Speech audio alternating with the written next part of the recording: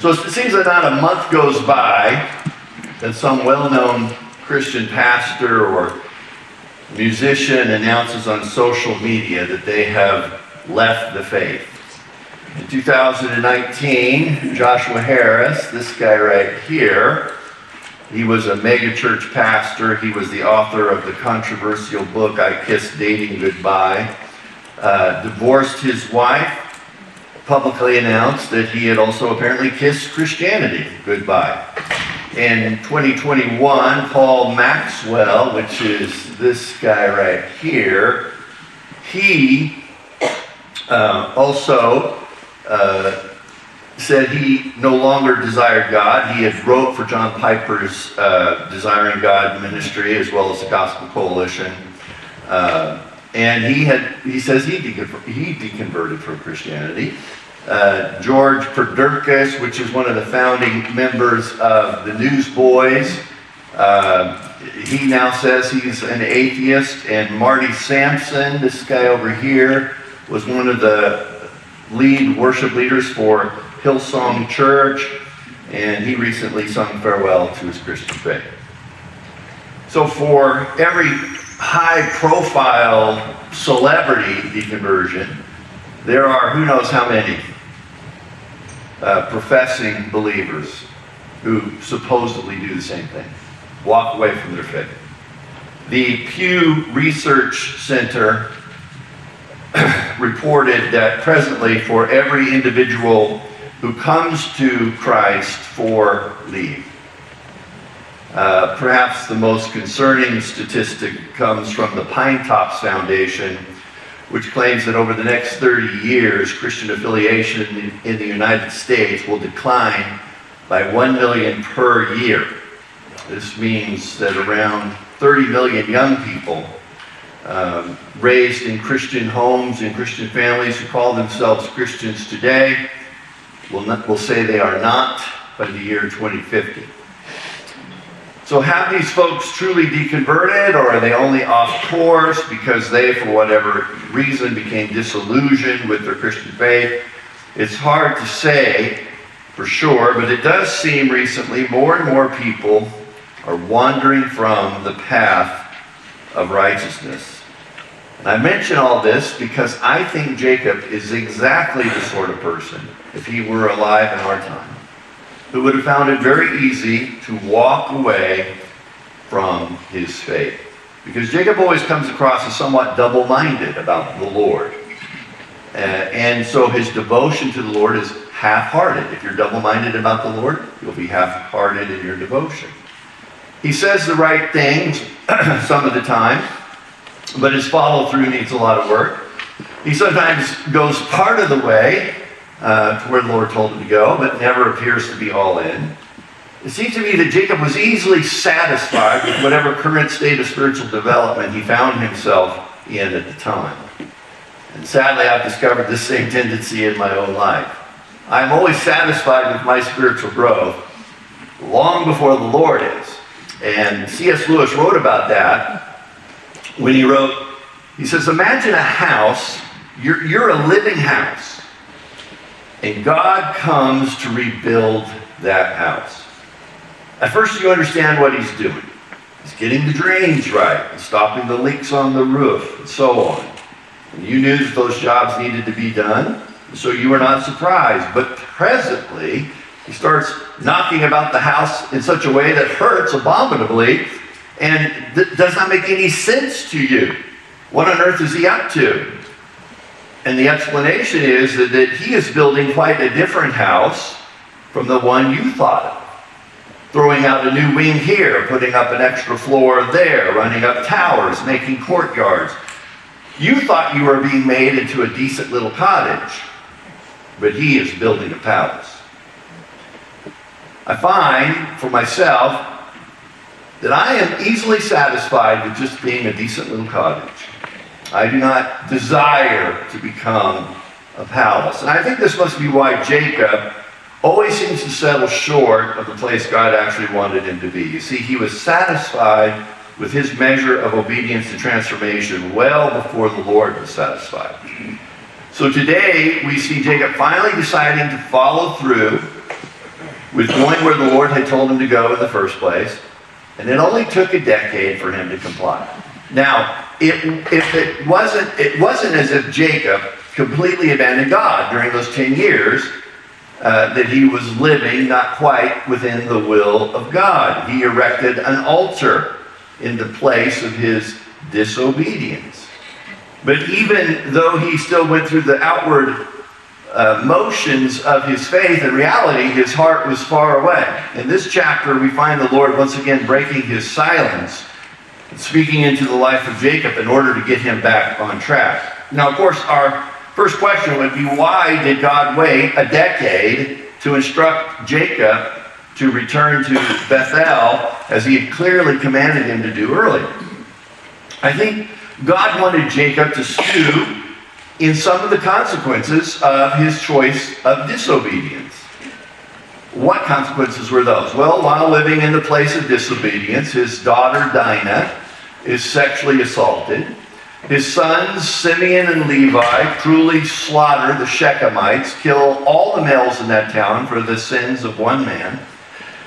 His family becomes further entrenched in idolatry when they take in the widows and the children of Shechem.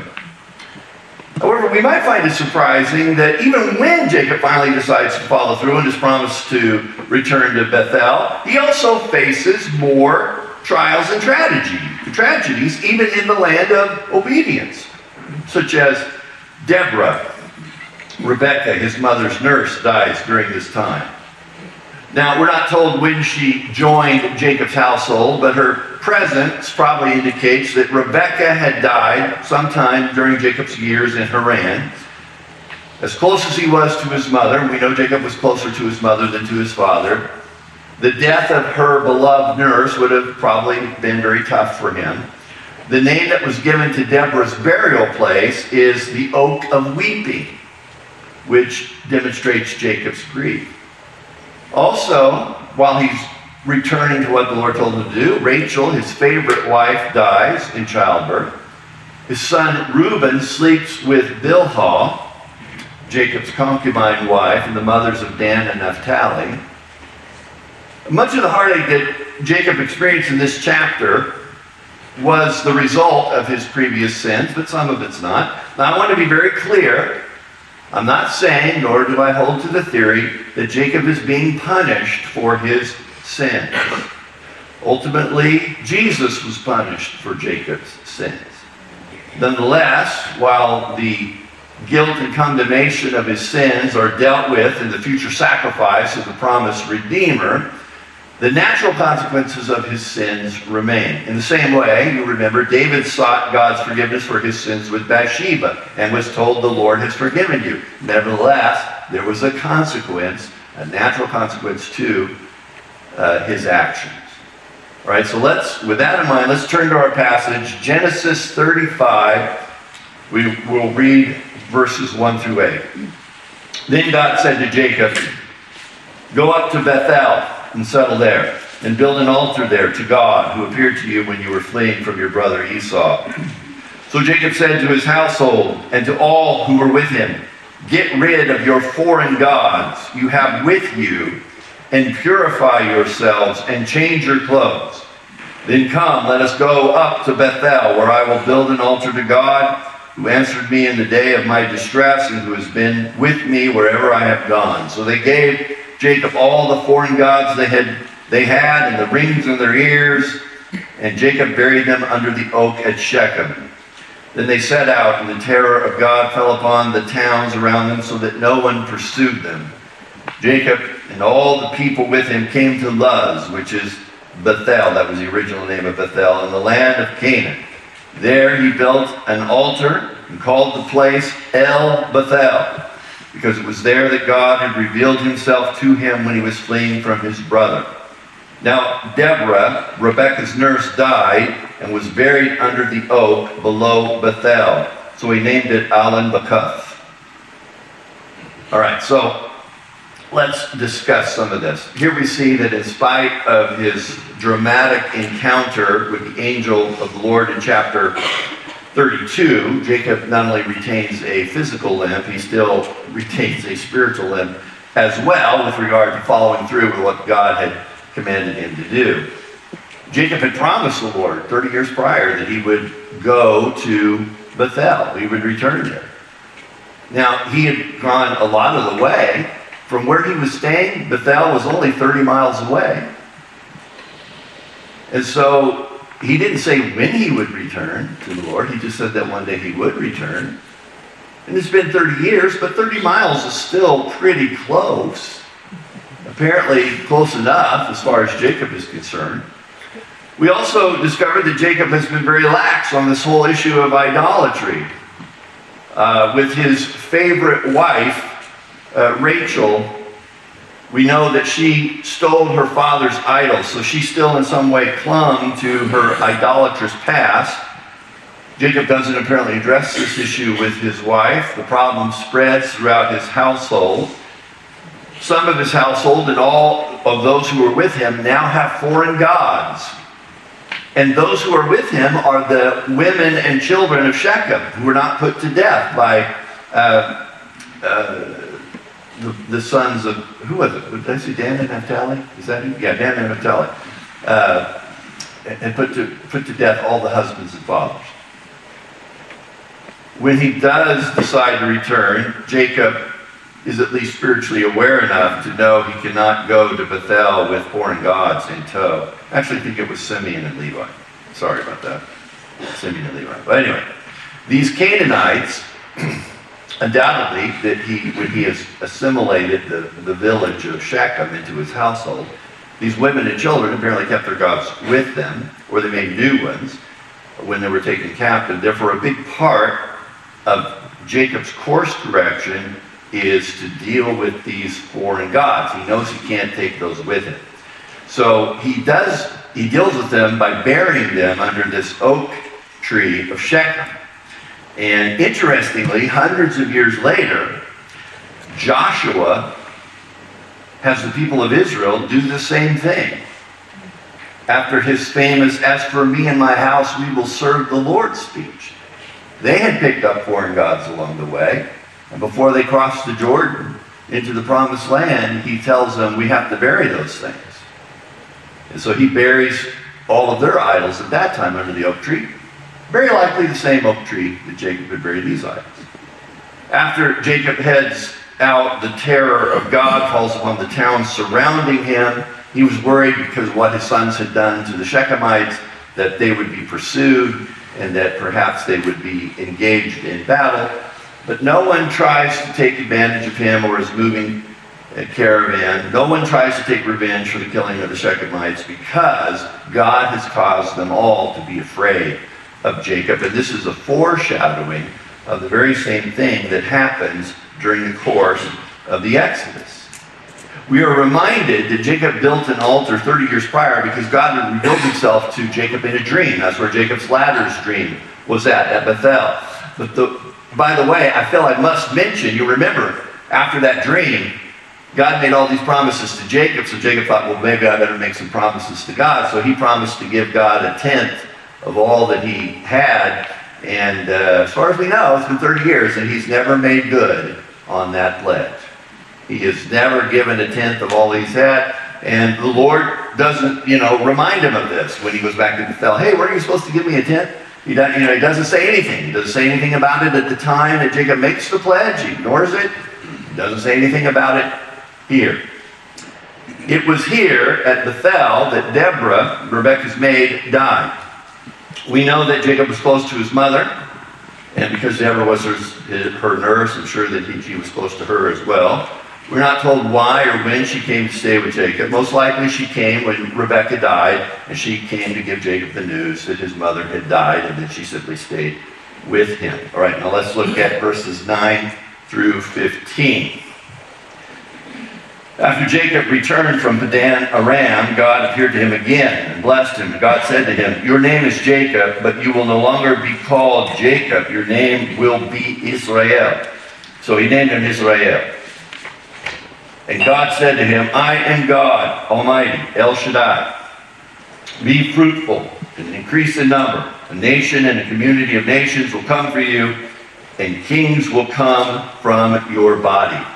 The land I gave to Abraham and Isaac, I also give to you, and I will give this land to your descendants after you. Then God went up from him at the place where he had talked with him. And Jacob set up a stone pillar at the place where God had talked to him, and he poured out a drink offering on it, and poured oil on it, and Jacob called the place where God had talked to him Bethel. Virtually nothing new has been promised to Jacob. This is just a reiteration of the promises that God had made 30 years prior. He again talks to him about his name, but what's the big... I thought he'd already changed his name when Jacob had wrestled with the angel of Yahweh back in chapter 32. Here it sounds like he's doing it for the first time. Why is the Lord talking about this? I think what is happening is that even though the Lord had already changed his name, Jacob was still living in disobedience. So he was still living like Jacob. He wasn't living like Israel. And so from this point forward, now that he was in obedience, Jacob is more often referred to Israel rather than as Jacob. For Jacob, this event served as a rededication to God for his sons and all those who were in his household. This may be the very first time that he affirmed his faith in front of his family, the faith that he practiced so poorly. Let's take a look at verse 16 now. Then they moved from Bethel. While they were still some distance from Ephrath, Rachel began to give birth and had great difficulty. And as she was having great difficulty in childbirth, the midwife said to her, "Don't be afraid, for you have another son." As she breathed her last, for she was dying, she named her son Ben-Oni. His father named him Benjamin. So Rachel died and was buried on the way to Ephrath, which is Bethlehem. Over her tomb, Jacob set up a pillar, and to this day that pillar marks Rachel's tomb. They put a historical marker there. Israel moved on again, pitched his tent beyond Migdal Eder. While Israel was living in that region, Reuben went in and slept with his father's concubine Bilhah, and Israel heard of it. Jacob had 12 sons, the sons of Leah, Reuben, the firstborn of Jacob, Simeon, Levi, Judah, Issachar, and Zebulun, the sons of Rachel, Joseph, and Benjamin, the sons of Rachel's maidservant Bilhah, Dan, and Naphtali, the sons of Leah's maidservant Zilpah, Gad, and Asher. These were the sons of Jacob who were born to him in Padan Aram. Jacob came home to his father Isaac in Mamre near Kiriath Arba, which is Hebron, where Abraham and Isaac had stayed. Isaac lived 180 years, and he breathed his last and died, and was gathered to his people old and full of years, and his sons, Esau and Jacob, buried him. Now, in verse 1, you might remember, God told him to settle at Bethel. And here in verse 16, he's already moved on from Bethel. Is this another act of disobedience? No, this is not actually, it reads like it is, but it's actually not, because the Hebrew word that's used here for settle just means to tarry. So the Lord just told him to tarry at Bethel for a little while, not necessarily to settle down there and live there permanently, just long enough to confirm his recommitment to God's calling on his life. So they leave Bethel, and after tarrying there, they head to Bethlehem, where Rachel begins to give birth. We're told in chapter 30 that even though God had blessed her with a son after many years of barrenness, she wasn't satisfied. She doesn't just say, "Thank you, Lord, that you gave me a son." She says, "I want more sons. I want you to add more sons." Now, we discussed the sibling rivalry between Rachel and Leah back in chapter 30. Rachel, instead of just being grateful to God for finally allowing her to give birth, still sees herself in competition with her sister, and that's why she asks to be added more sons. And as the saying goes, be careful what you ask for. For in gaining her request, she loses her life. Knowing that she is about to die, she names this son Ben-Oni, son of my trouble, son of my sorrow. This might be a way of her blaming God for her sorrow, as in, I asked God for another son, and instead he gave me a son of sorrow. Or it might be Rachel's way of blaming the son for her death. In either case, she demonstrated blame and ingratitude, thus illustrating she was not only a pretty woman, but a petty woman, And Jacob recognizes immediately that it is not good for his son to be saddled with a name with such a negative connotation, so he overrules her choice of names and renames the son Benjamin instead, son of my right hand. Now, why did Rachel die? Some believe Rachel's death should be viewed from the vantage point of Jacob's statement to Laban when Laban was pursuing Jacob and his household for fleeing and accused him of stealing his household gods. Jacob didn't know that Rachel had actually stolen those household gods. And so Jacob said, well, if anyone in my family has those idols, you can put them to death.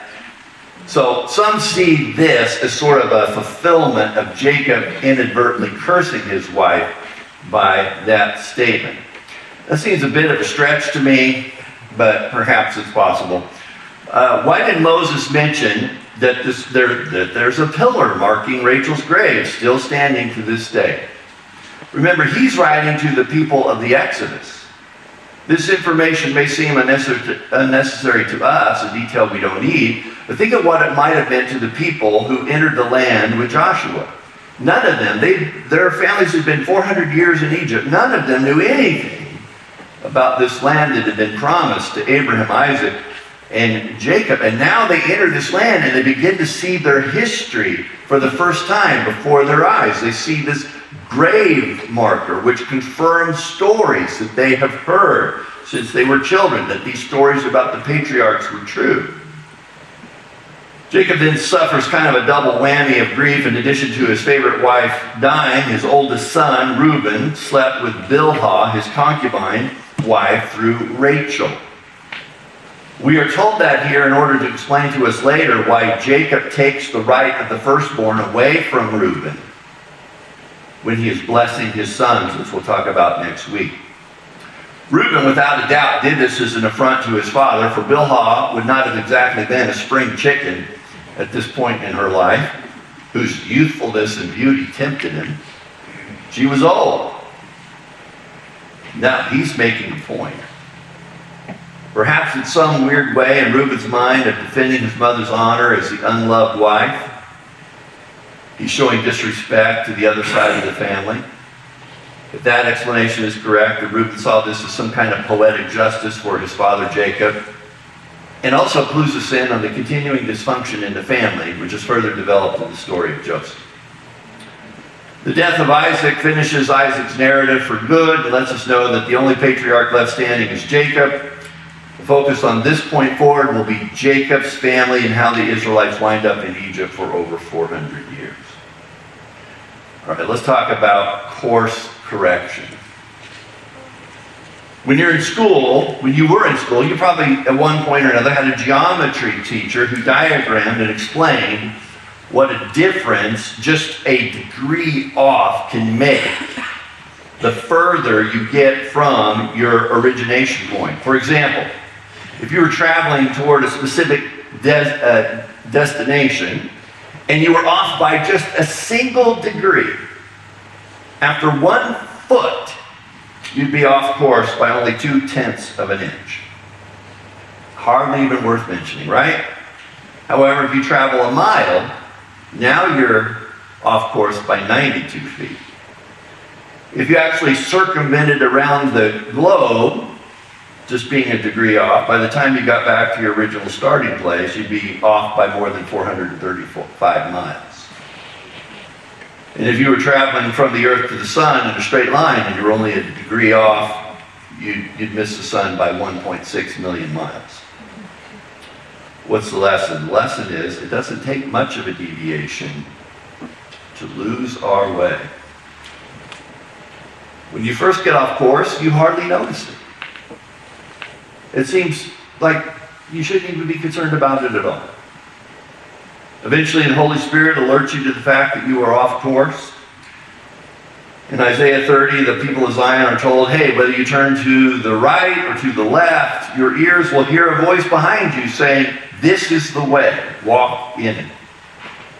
This is the Holy Spirit's way of getting us to course correct. Hey, you're on the wrong path. You've gotten off track.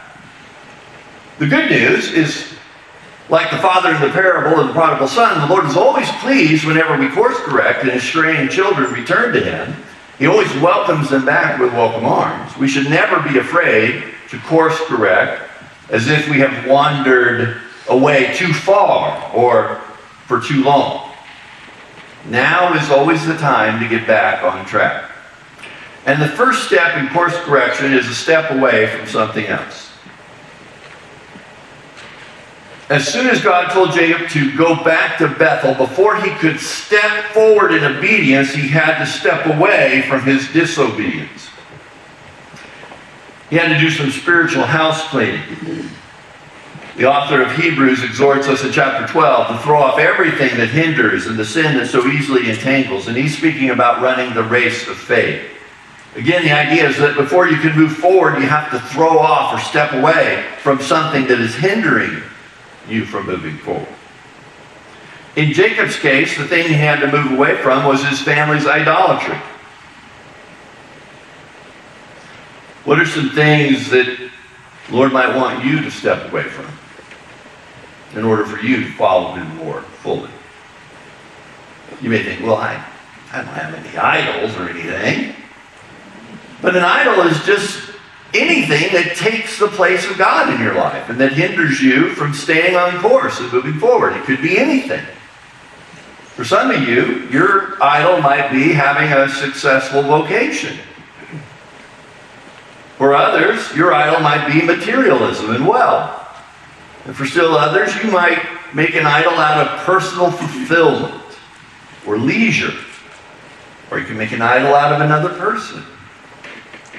Again, an idol is anything or anyone you refuse to step away from, even though you know deep down inside this thing or this person has deviated you from your course.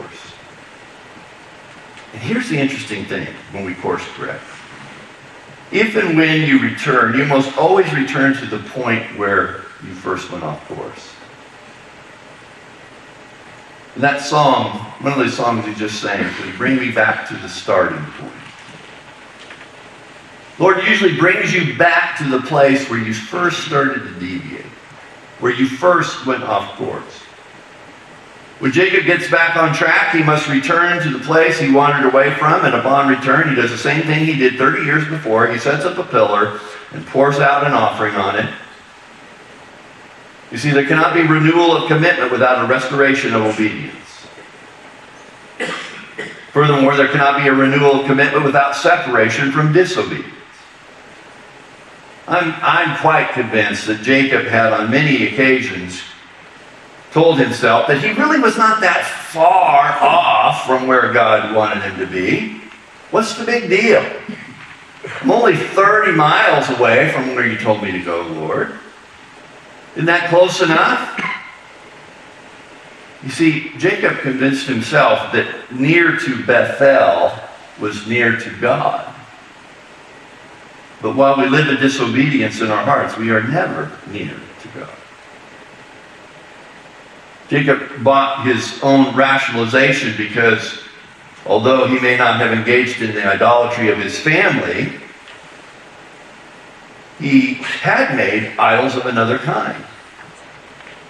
They weren't the only ones who were idolaters. Why did Jacob make the decisions he did? Because he made an idol of prosperity and security. Remember we talked about that last week. The reason he lived near Shechem was because he felt safe there. So he made idols of prosperity and security at the expense of purity and piety. And I make that same exchange sometimes. We like to appear to be close, walking close with God. And so we continue in the rituals of piety, sometimes even when we're off course. As I have mentioned to you on many occasions, I love to appear to be spiritual. I just don't like being spiritual. But I love to appear to be spiritual. Because that's easy. But actually being spiritual, that's hard. That's difficult. Jacob built an altar in the land of his disobedience because he loved appearing to be spiritual. Do you remember what he named that altar? El Elohim Israel, which means El is the God of Israel, or mighty is the God of Israel.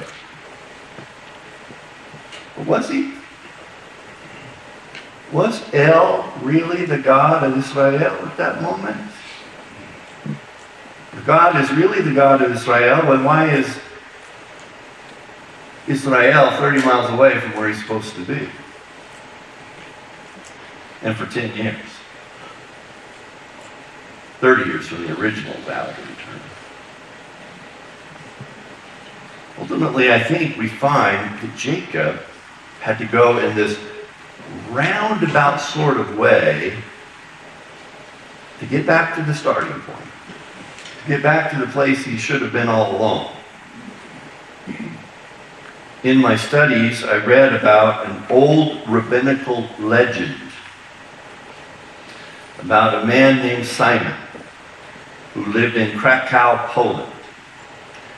And Simon repeatedly had a dream, a very vivid dream, that there was a great treasure buried under the bridge in Prague, Czechia, which was 334 miles away from where Simon was.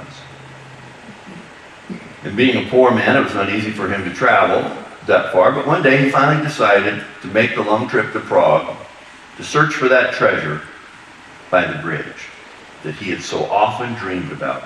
And when he arrived in Czechia and went to the bridge, a sentry saw him probing around and demanded to know what he was doing. And Simon told the sentry about his dreams and his long journey to Krakow to find this treasure. And the sentry replied, "You foolish man, don't you know you can't believe your dreams? Why, I myself have dreamed many times about a man in Krakow named Simon who had a treasure buried underneath his kitchen stove.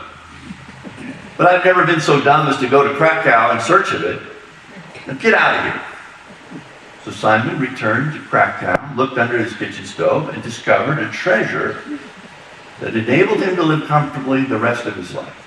And the rabbis said the moral to this story was the treasure was always in Krakow, but the knowledge of it was in prayer. In other words, sometimes the very thing we're looking for is right under our noses, but we, in our stubbornness, have got to go the long, hard, roundabout way to get back to discovery. God's place of blessing for Jacob was in Bethel. But a part of his faith journey included going to Haran for 20 years of hard labor and lack of appreciation under his uncle Laban.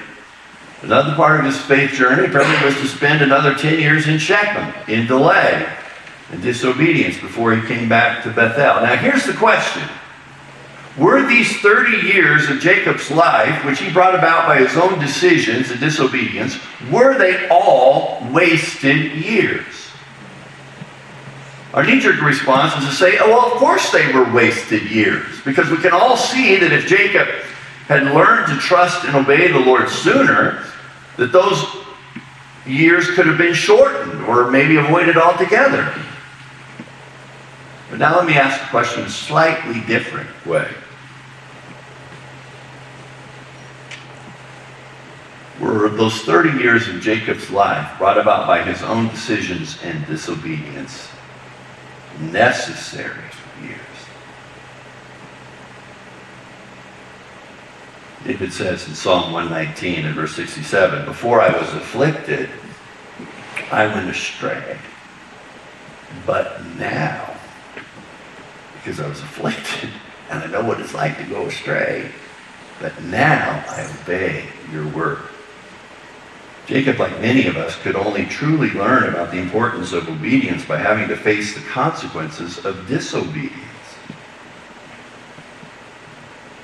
Jacob had to go to Prague to learn about the treasure in Krakow. Jacob had to learn his heart could be far away from God while his lips were near. I think what we discover in life is simply this. All that you were brings you to the place of all that you are, and all that you are will take you to the place of all you will be. This is what has happened in Jacob's life. All of these missteps and misdirections and disobedience, all that he was, has now brought him to this place of all that he is.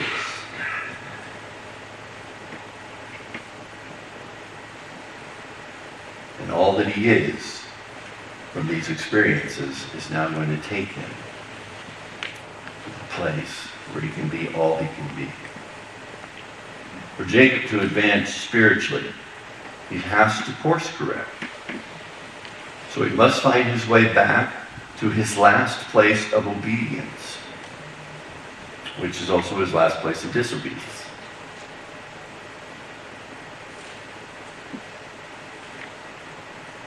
Why does he do that? Why does he have to go back to that starting place so that he can become all that he was meant to be? And you and I have to do that too. It may seem counterintuitive, but often the only way forward spiritually, sometimes, is back. Amen?